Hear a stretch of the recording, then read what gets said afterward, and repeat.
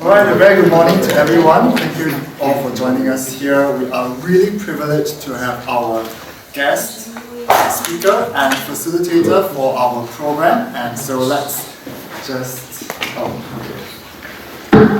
testing. Okay, so let's just know a little bit about him first. Okay, so Leland is based in Boston. Okay, he's an international lecturer for the Theosophical Society. A practicing clairvoyant for more than 40 years, he specializes in the so-called third object of the Theosophical Society, the investigation of unknown laws of nature and the powers latent in humanity. He has edited an anthology entitled Invisible Worlds, and he lessons on psychic and spiritual development, and published books on out-of-body experiences, such as Otherwhere, a field guide for astral travelers, near-death experiences, the unanswered question, death, near-death, and the afterlife, and our latent powers, the multi-dimensional human, practices for psychic development and astral projection. So let's welcome Leland.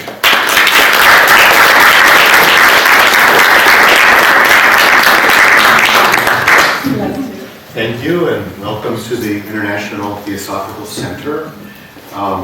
It's so nice to see new faces from all over the world people I do not know, and I look forward in the course of this week to hearing from you and learning about you and what your questions and needs are.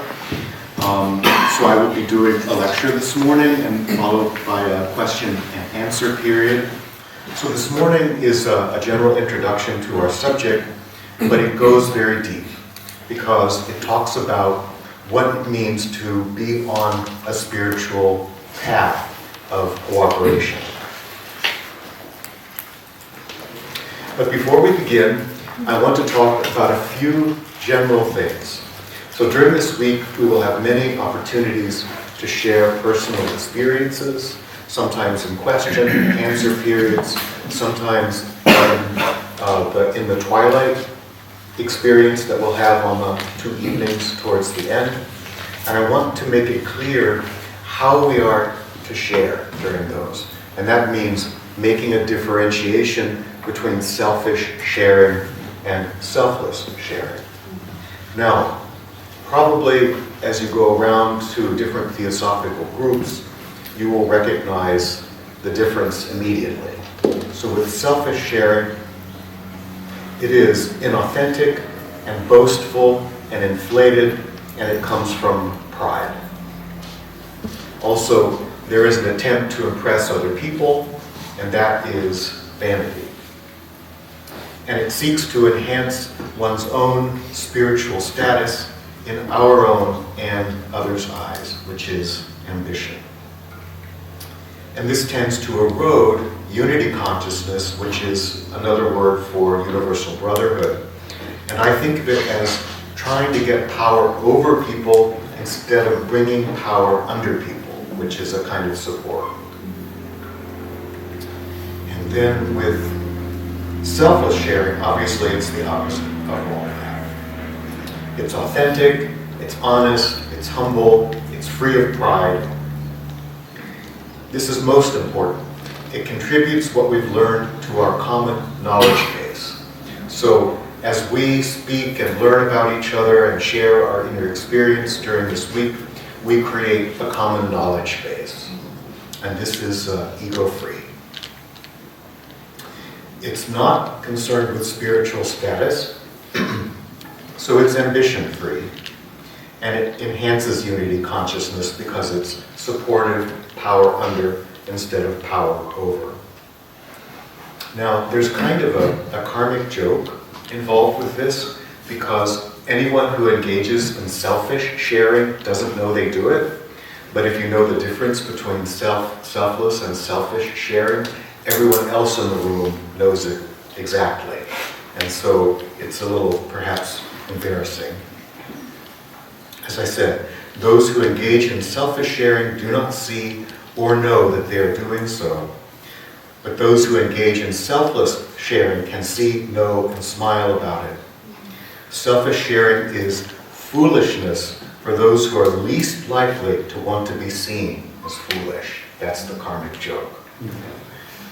Now, something about my slides. I do not mind if you take pictures. You can take as many as you like. You can also take notes, as many as you like.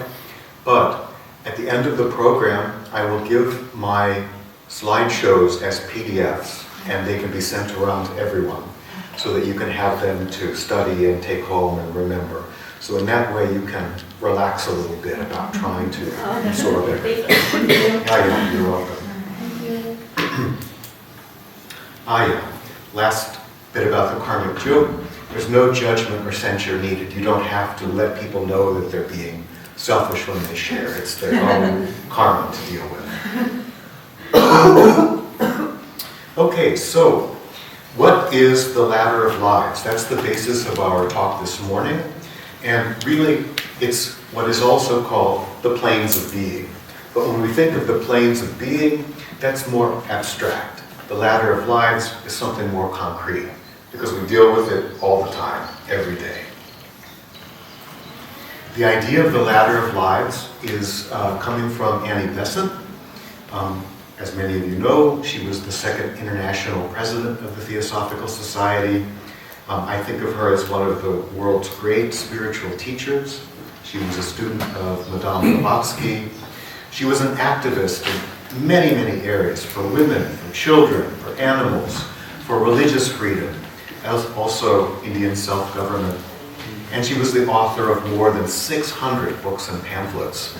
I think I've read 200 or 250 of them. And she has even just the sound of her voice as you read it from the page. There's something wonderfully embracing and supportive about it.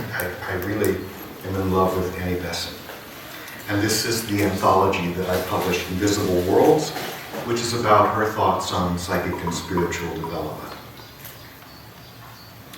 So, the theoretical or abstract basis of everything that I'm going to be talking about comes from Madame Blavatsky's definition of a plane, which is from the Theosophical Glossary. I'm going to very briefly go over this. At the end of the program, if you come back to this slide when you're looking at the PDFs, you will see how it has been filled out in your understanding by everything that I've said. But in the moment, don't worry about immediately understanding it, because it's very comprehensive, but also until you start to see some practical application, it's not so easy to understand. So she says that a plane is the range or extent of some state of consciousness.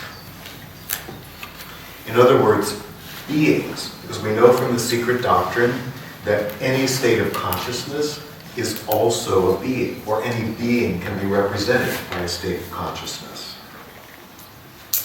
It's also the perceptive powers of a particular set of senses. In this sense, we're talking about bodies, including subtle bodies. It's also the action of a particular force. So, for example, when we think about how the universe is created from God consciousness dropping down level by level, creating the different so-called planes, that force creates a plane, and that's what HPB is referring to. So we can think of that as an energy expression of a plane. And then finally, the state of matter corresponding to any of the above. And I call this information. So we know we are on the physical plane right now. We receive all kinds of information from a set of senses because we have a physical body. We know there's an energy behind all of this, creating it. And we also understand that we have a state called waking consciousness, which is how we usually experience the physical plane. So that's how all these things wrap up in the idea of the plane. Now, you can forget about it, but come back to it at the end of the program and you will find that it's teaching you something. As I mentioned, from the Theosophical Glossary. So with this as a basis, we can now talk about what is the ladder of lives.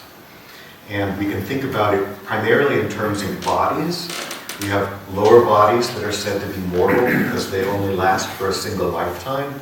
We have higher bodies, which are said to be immortal because they last throughout much larger frameworks of time. Now, with each of these bodies, I've come up with what could be called a motto or a short phrase. That's what's in the quotation marks. So if we think about the physical body, the chief thing that we are trying to do is survive. So I survive. That's the ego in the physical body. And you can think about this also as an expression of the lowest level of consciousness that we encounter, which is the mineral kingdom.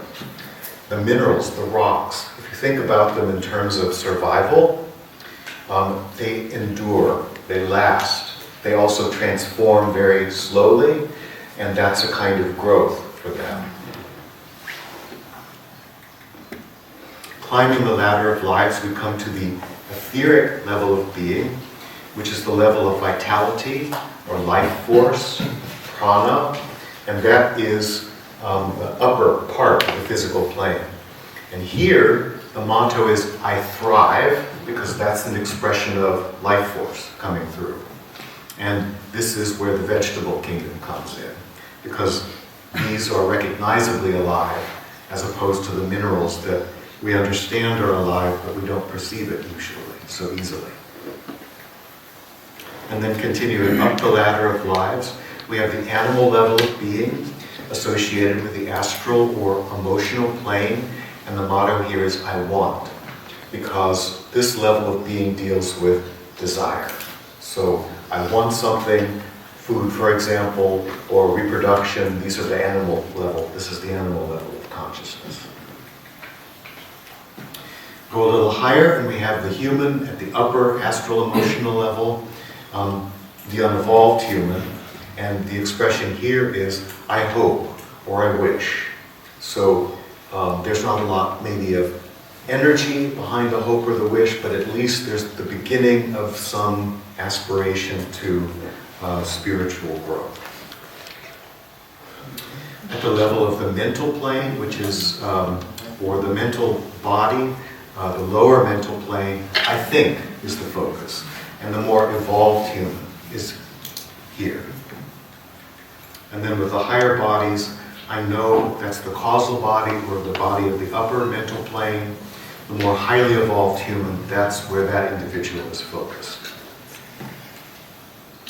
I love, that's the Buddhic level of being. Obviously, this is not the love that we normally experience, that usually has a strong emotional and desired component to it. This is the love of oneness. And the superhuman level of being, the initiates and the masters, they are the ones that you can encounter on this level because they have this understanding of oneness. Beyond this point is much less commonly understood or experienced, but there is a nirvanic plane that is considered to be the final stage of human evolution. The highest masters are involved at this level. And for me, the idea is I transform. So you can think of the masters as having this task of transforming the world. Educating is one form of transforming it, but also working with and trying to, just one moment. Oh, yeah, sorry. Yeah. When I'm finished with the slide, I can take a question. So the end of human evolution is the ability to transform one's own consciousness, educate people about the transformation of consciousness, and change and guide the world. But beyond this, we know there are two further levels of being. Not much is known about them. The monadic level of being. This is the level of the Dian Choans, the lords of meditation, spoken about by Blavatsky. And I make, in the sense of I create or make the world, is what they are involved with. And then finally, there is the goal of all evolution, which is a return to the divine, sometimes called the logoic plane. And I manifest the universe, essentially, would be the motto there. So one way of thinking about the ladder of lives is this list of sayings. I survive, I thrive, I want, I hope, I think, I know, I love, I transform, I make, I manifest.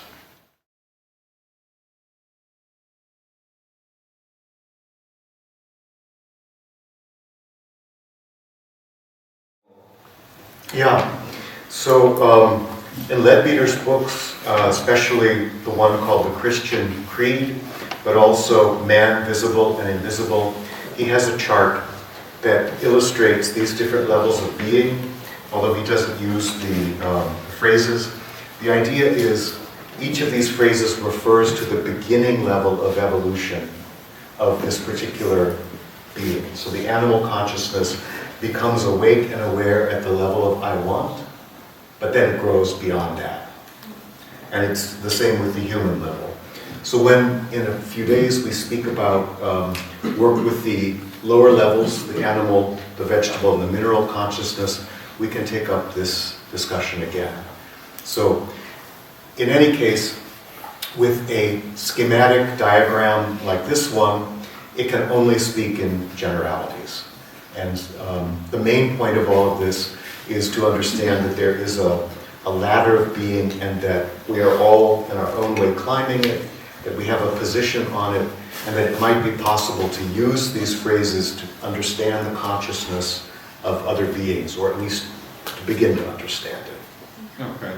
Okay. Thank you. Someone else? In general, I'd like to leave questions for the end, but that was a good one for this point. Is there another one here? Yeah, okay.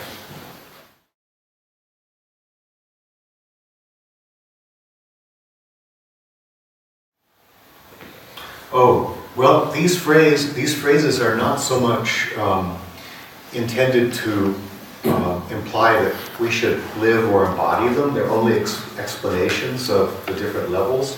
So I make or I transform. Supposedly, these go along with the superhuman level of development.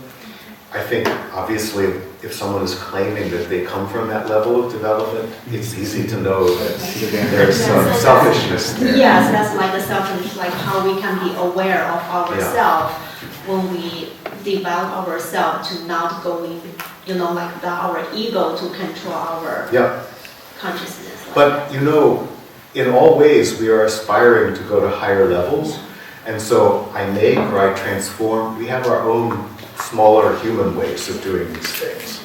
So again, this is only a diagram to help understand something about the progressive stages of the ladder of lives. Thank you. Okay, going on.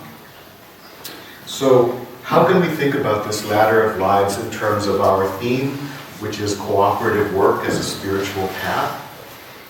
We think of it in terms of climbing the ladder of lives. But this happens in three ways. We can climb it from state to state of consciousness to state of consciousness. People who are mystics, who are deeply involved with meditation, tend to do that. We can also think of it as climbing from being to being in terms of understanding each level of being and being of service at that level. And I call empaths the people who are on that path. So an empath is someone who has the spiritual capacity to feel with other beings. And then there's also the possibility to climb from plane to plane or body to body. And I associate this with what I call seers, people who see, clairvoyants, because they're able to see the bodies and the planes and the different levels of being in those terms. This I will go into in a lot of detail later in my talk this morning, because my belief is each one of us has as our basis one of these modes of being, as a mystic, as an empath, or as a seer. So, climbing the ladder of lives, we can also call it climbing the ladder of oneness.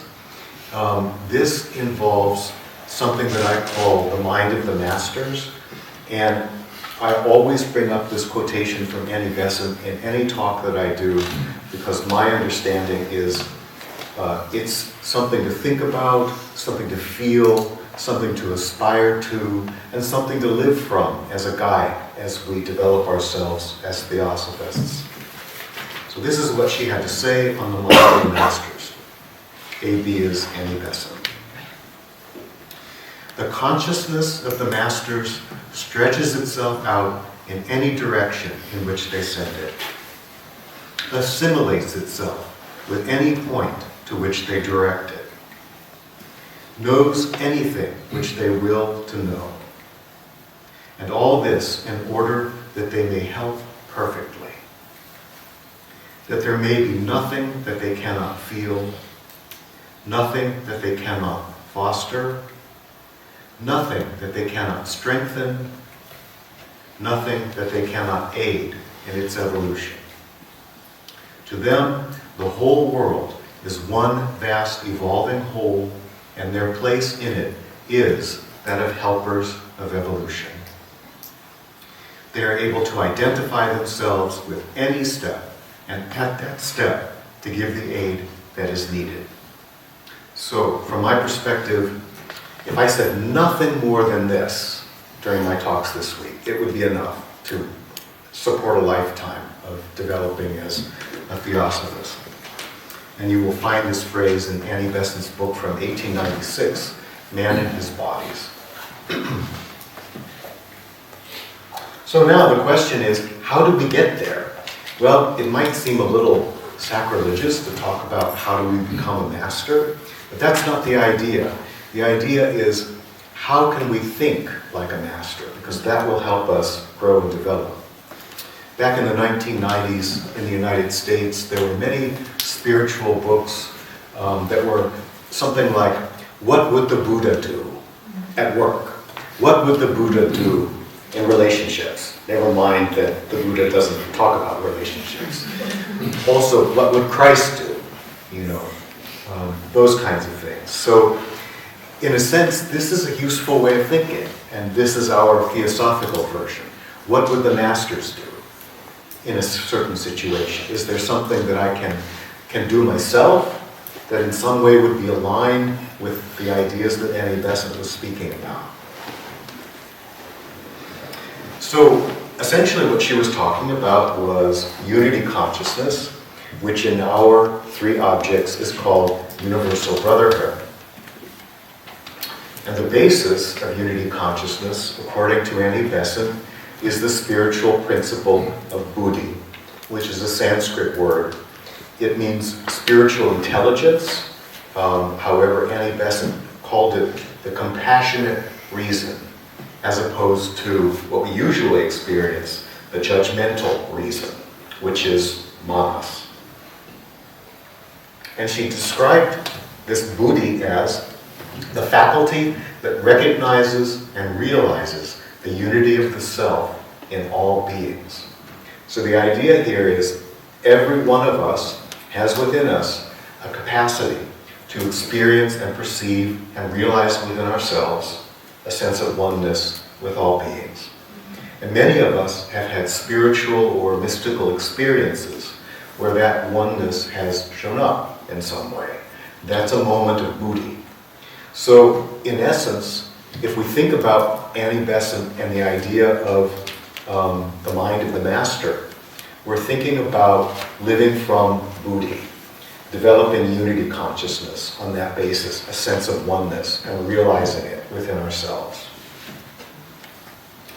This comes from a book that I'll talk more about tomorrow, Sanatana Dharma. It's an advanced textbook of Hindu ethics and religion that she published in 1903.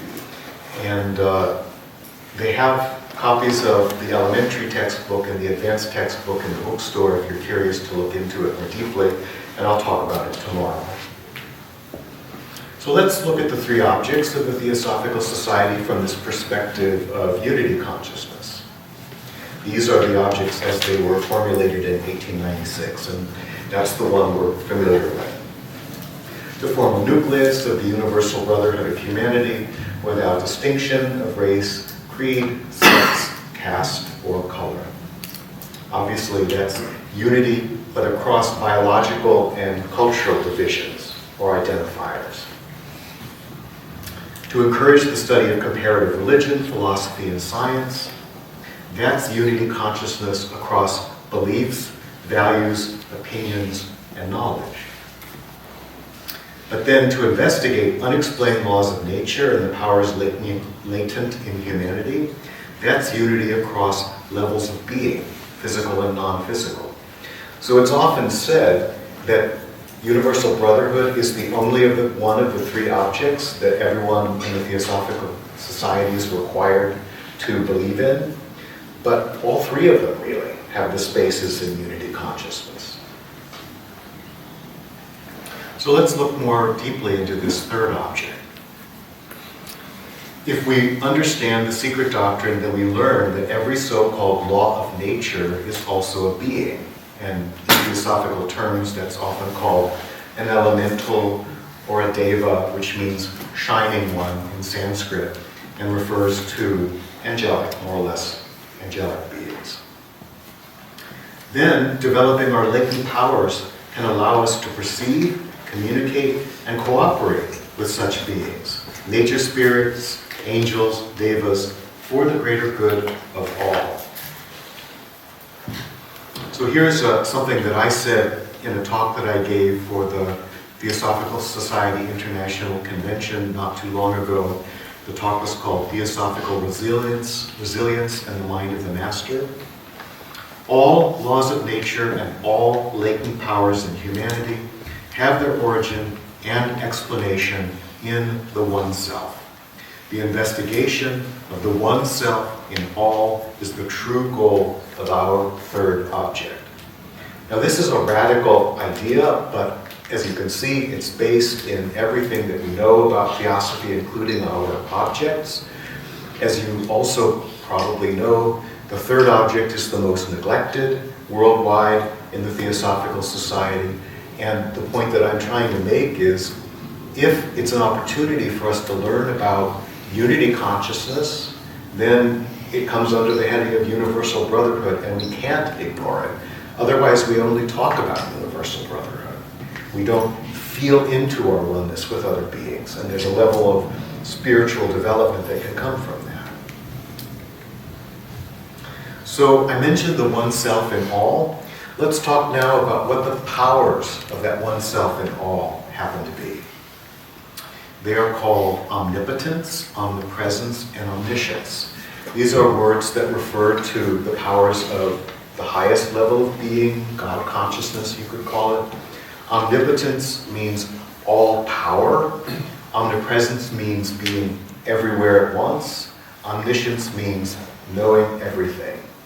Now, if you take those three words and you apply them to what Annie Besant was saying about the mind of the master, everything she says can come under any one of these three headings.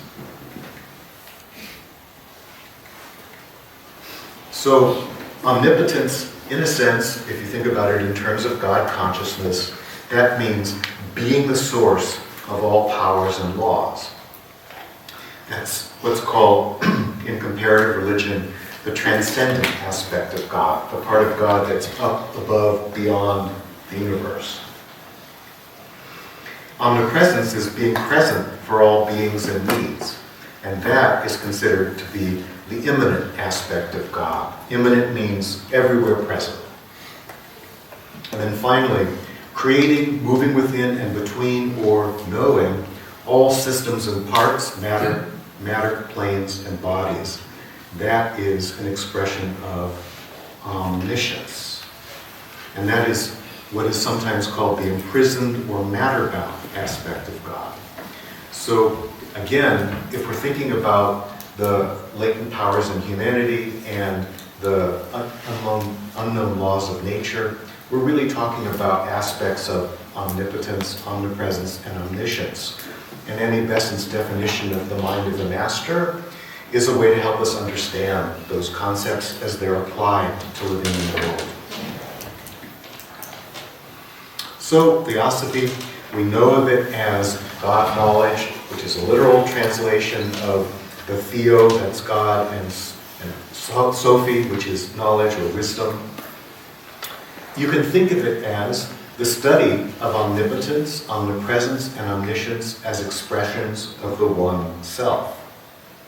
evolving toward their realization by gradual assimilation with the One Self. In other words, as we aspire to become more like the Masters, in a sense we're becoming more God-like. We're trying to understand and live from some sense of omnipotence, omnipresence, omniscience. That's another form of Theosophy. Thereby becoming ever more God-like. But we have to be careful because sometimes in Theosophical literature, this is called becoming a God, and that's misleading and possibly dangerous because it feeds the ego. So becoming ever more master-like or ever more God-like, that's the idea. So let's take a pause for a moment, and if people have some questions before I go on to the next section, what I want to do is I want to talk about how we climb the ladder of lives based on the 3 psychic types that I mentioned earlier, mystic, empath, and seer. So anybody with a question?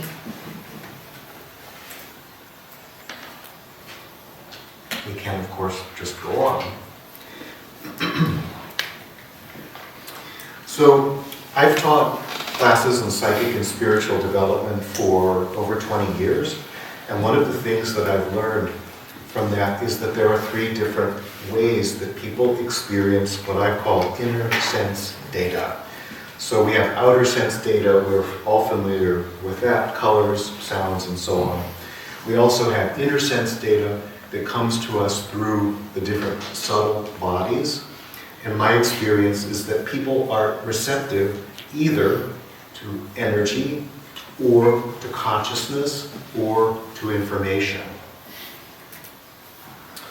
And for the people who are responsive to energy, it often comes in the form of an absolute deep understanding, even wordless understanding of the true nature of things.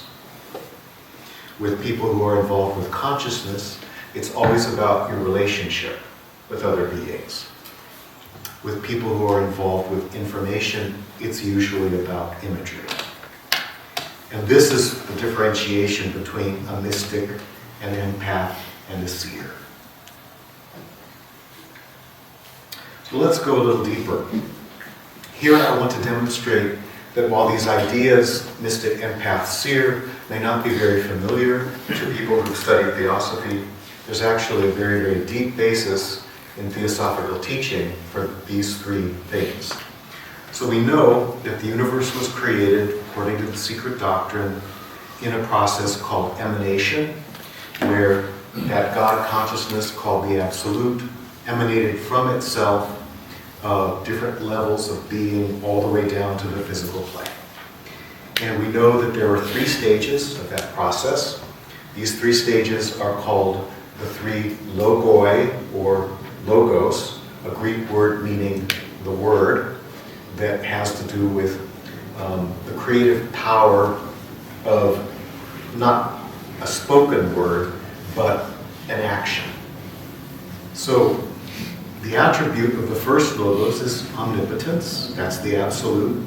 The attribute of the second logos, which is the immanent aspect of God, is omnipresence. The aspect of the third logos, which is the one that actually creates the world that we experience, is omniscience. Some of you are familiar with the idea of the 7 rays, and the first 3 of these rays are directly correlated with omnipresence, omnipotence, omnipresence, and omniscience. The first ray is often called will or power. The second is called love and wisdom. The third is called creation and activity. And then those of you who are familiar with the 7 principles will recognize that the 3 highest principles are also connected. So spirit, or Atman in Sanskrit, is first logos, omnipotence. The heart, or buddhi, is second logos, omnipresence. And mind, or manas, is third logos, omniscience. And The Secret Doctrine, Volume 1, Anti-Besants, The Ancient Wisdom, Esoteric Christianity, and A Study in Consciousness all discuss these things.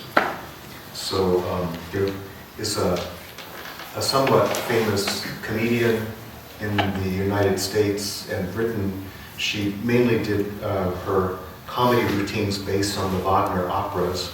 and she would be explaining all of the things that were happening in the operas, and then suddenly, in her very wonderful old lady British voice, she would say, "I'm not making this up, you know."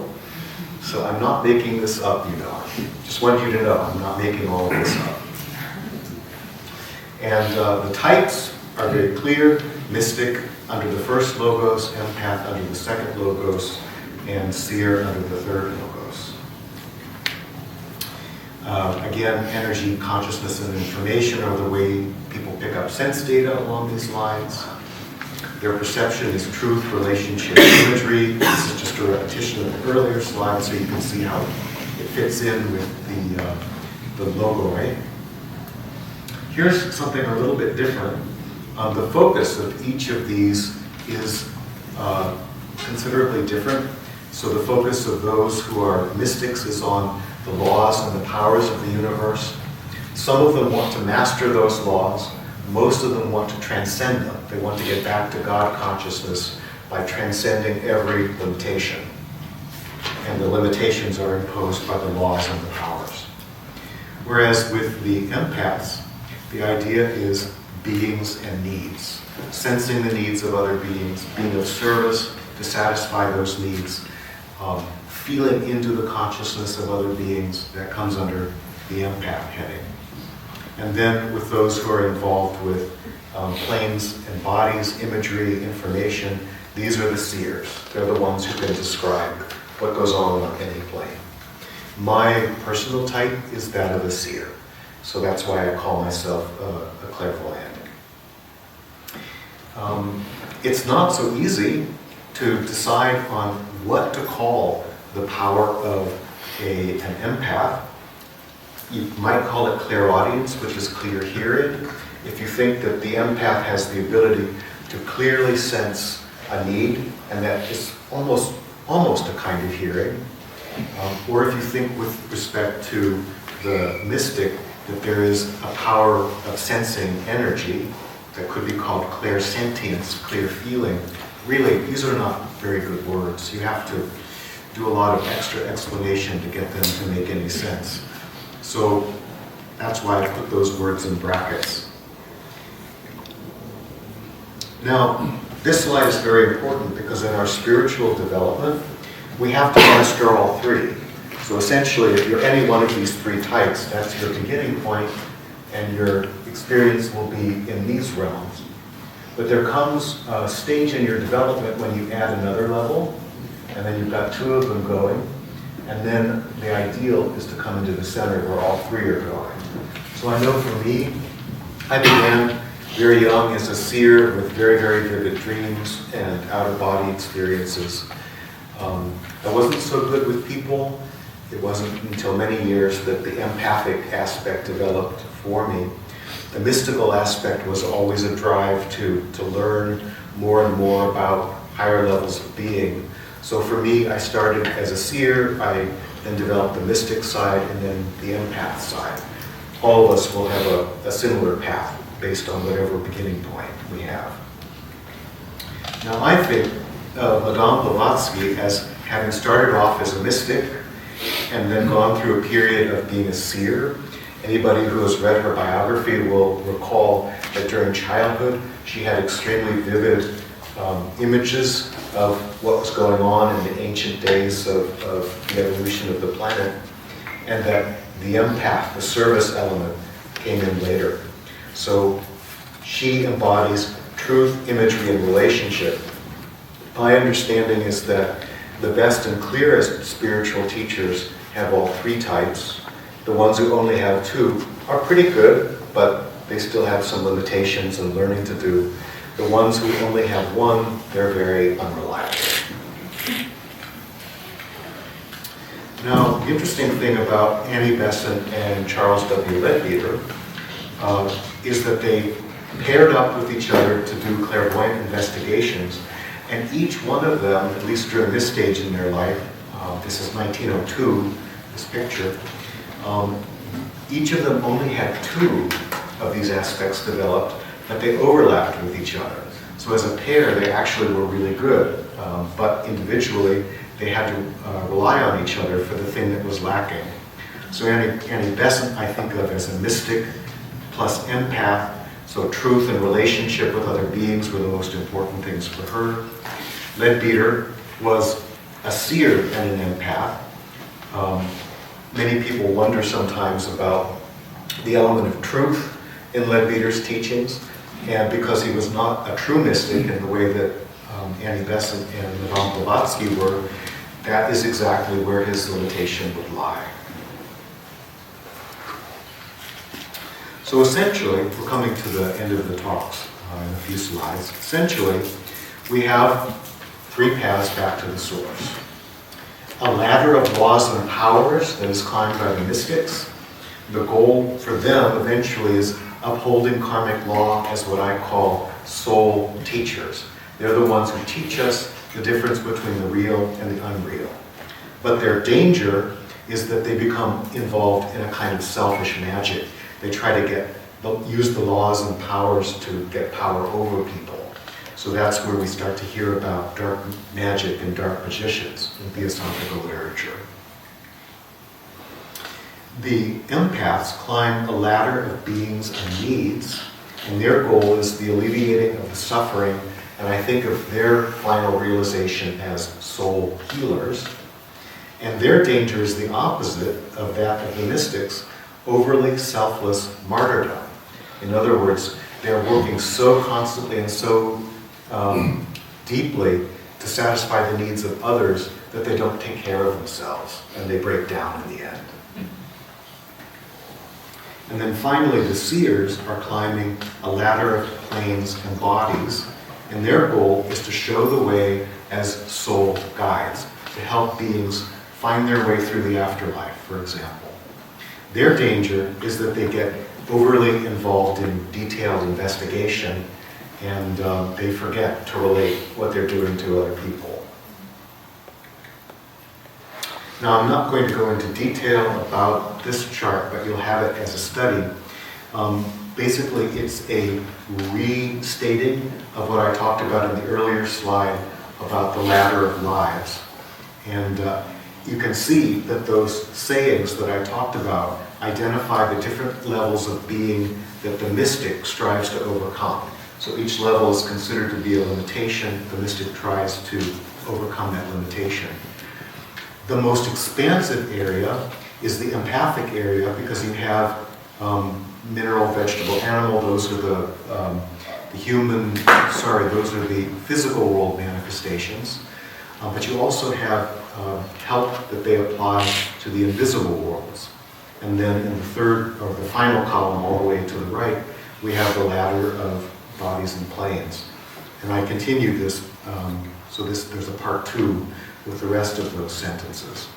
My belief, which I'll talk about in these final slides, is that the best and safest one of all of these is the empath path, which is essentially a path of service. So then, what is the true goal of Theosophy? This is what HPB said about it in The Key to Theosophy. It is not by studying occultism for selfish ends, for the gratification of one's personal ambition, pride, or vanity, that one can ever reach the true goal, that of helping suffering mankind. Nor is it by studying one single branch of the esoteric philosophy that a person becomes an occultist, but by studying, if not mastering, them all. Now, I think most readers seeing this will think, oh, I have to become an astrologer, and I have to become an astral projector, and I have to do this or that or the other thing that we identify as psychic or spiritual sciences. But I think what she really meant was that we have to master not just the bodies and planes, not just the laws and powers, but also and especially beings and their needs. So, developing our latent powers through unity consciousness, this last part of my talk, is essentially about achieving the mind of the masters. It can actually be done on a fairly simple basis, I believe. Not getting there, but starting on the path. Annie Besant was asked during a lecture in Chicago in the 1920s, how can clairvoyant power be safely developed? And this is what she said. There is no safety in it except a constant effort to use every power you already have in the service of others. Then, if you habitually use all you have to help, more power will be gained gradually by you. Through the assistance of those, the masters, who see that you are using well what you already have. Essentially, she's talking about climbing the ladder of lives. And that comes from some American lectures in 1927.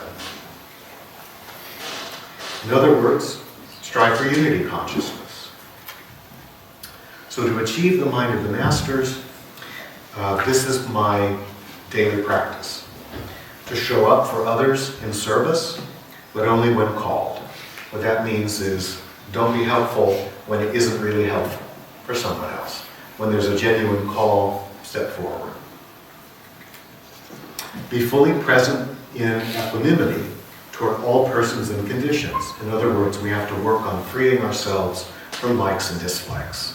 I like to be of service to this person because they're beautiful. I don't like to be of service to that person because they're ugly. We have to watch out for that. Be kind to yourself and others in compassion. And here's especially so we don't become martyrs, but not beyond the limits of self-care.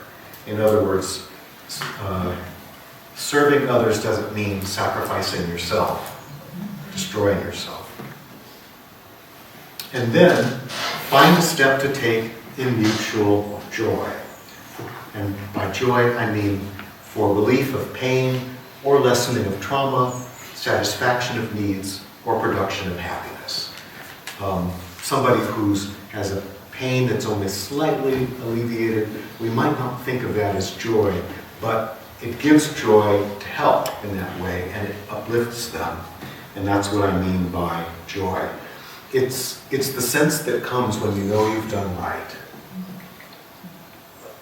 So, summing it up, to develop unity consciousness, we practice, here's the phrase, joyful, compassionate equanimity in service. And when we do that, all other psychic and spiritual powers are added to us in safety. And this is the last slide. This is an illustration from Man Visible and Invisible by Charles W. Leadbeater, the aura of the master. And if some of you have seen this before, the colors are a little different. This is the way it looked in the first edition. So remember, the mind of the master is the way to go. So I'm now ready for questions.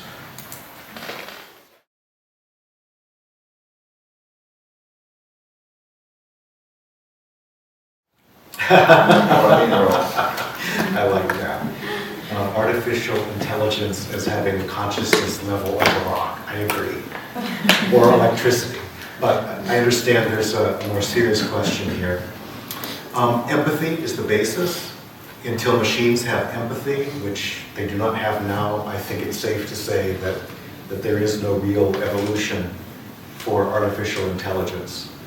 A case in point, recently in the news, there was a well-being website in the United States where the artificial intelligence program was giving instructions to people who had eating disorders about how to diet, how to change their diet or eat less, which is actually feeding food, these food difficulties, the psychological difficulties.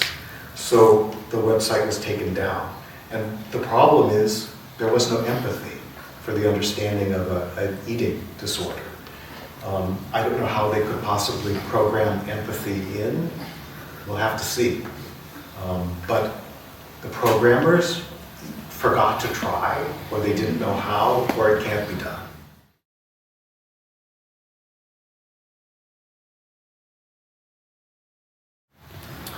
Okay, so my belief is each of us has a path back to the source, and we're actually born in all of our lifetimes with that same path. So we're always developing along one of these three paths.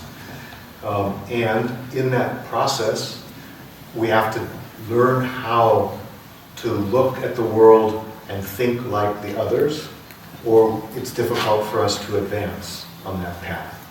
So to identify yourself as a mystic or an empath or a seer may give you some insight into the kind of path that you are on. I know from my experience with the Theosophical Society that many mystics are drawn to this path.